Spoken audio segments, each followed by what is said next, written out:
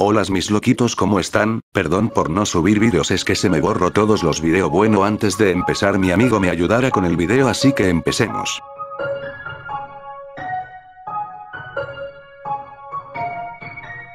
¿Cuántas historias hemos oído o nos han contado acerca del peligro y misterios del famoso tablero denominado como Ouija? Son muchas las historias sobre los contactos con entidades de otros planos a través de este famoso tablero, y es mucha la leyenda negra que cubre la práctica contactista a través del mismo. Pero comencemos por el principio. La palabra Ouija parece venir de una extraña mezcla germano-francesa que nos da el propio término a definir.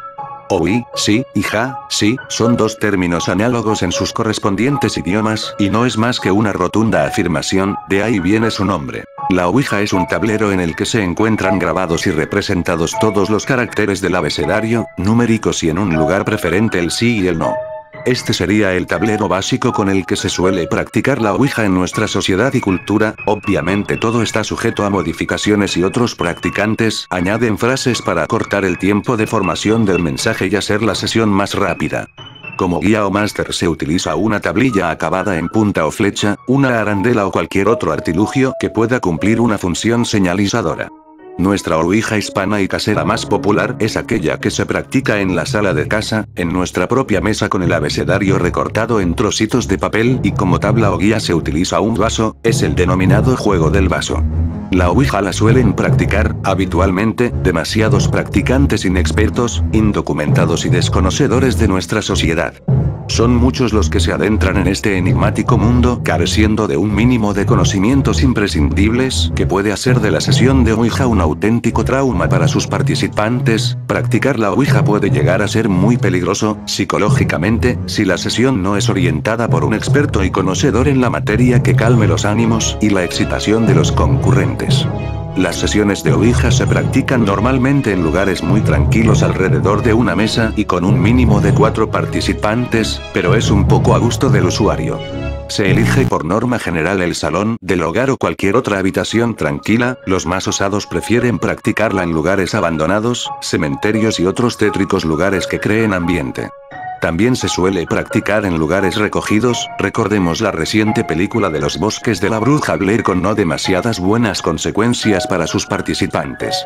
Los participantes deben de concurrir a las sesiones de Ouija con un mínimo de seguridad y confianza, no deben acudir con miedo y tomarse la sesión como un pasatiempo más. Dejarse dominar por el supuesto contacto puede traer graves consecuencias. El número aconsejable de participantes suele ser de 4, aunque a estas sesiones se puede acudir en calidad de observador para aquellos a los que esta práctica contactista no les resulte grata o no deseen inmiscuirse en dichos quehaceres. A partir de este punto todo está libre de conjeturas. Hay quien trata de purificar el ambiente quemando plantas aromáticas o incienso, hay quien invoca a los ángeles y santos guardianes o quien trata de hacer previamente una rueda de poder para cargar la estancia de energía positiva que cubra el lugar de protección con malas influencias y contactos. El contacto, tras una relajación mental de sus participantes, comienza con una pregunta, normalmente, ¿hay alguien ahí?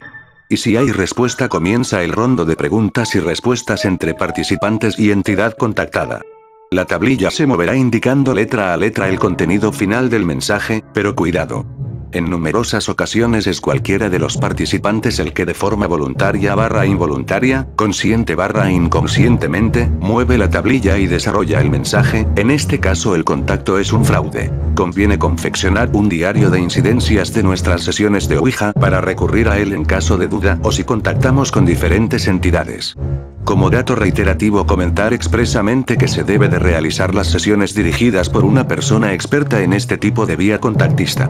Lo contrario puede resultar peligroso. Siempre que se habla de la Ouija, se habla como del tablero maldito, de los 1000 fraudes y se cuentan historias del mismo a caballo entre el amor y el odio. El caso más espectacular de Ouija, por sus nefastas consecuencias, fue el que afectó a una familia de Vallecas, Madrid, que vio cómo fallecía un miembro de su familia como resultado de una práctica contactista con la Ouija.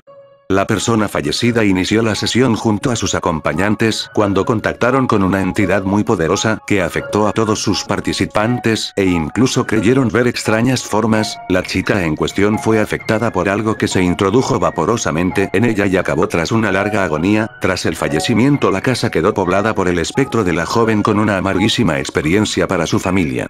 Como el caso anterior, tenemos una gran variedad que no hace más que acrecentar la leyenda negra del famoso tablero. Son, sin duda, las historias que más temor han sembrado entre los participantes y más miedos psicológicos han creado, miedos que luego se manifiestan de la forma más insospechada.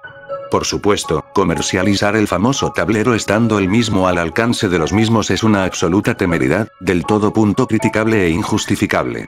Afortunadamente los niños parecen más preocupados de lo último de la PlayStation que de este tablero, pero los gustos cambian. Creer en la veracidad de los mensajes recibidos es una cuestión de fe ciega. Cierto es que en un número elevado de ocasiones, la entidad contactada parece conocernos bastante bien, pero también puede que la entidad contactada sea en realidad uno de los participantes a la sesión. La Ouija no es ningún juego y tampoco debe de tomarse a broma, aunque asistamos a ella como un juego, siempre es mejor asistir con esta mentalidad que con una elevada dosis de temor y miedo.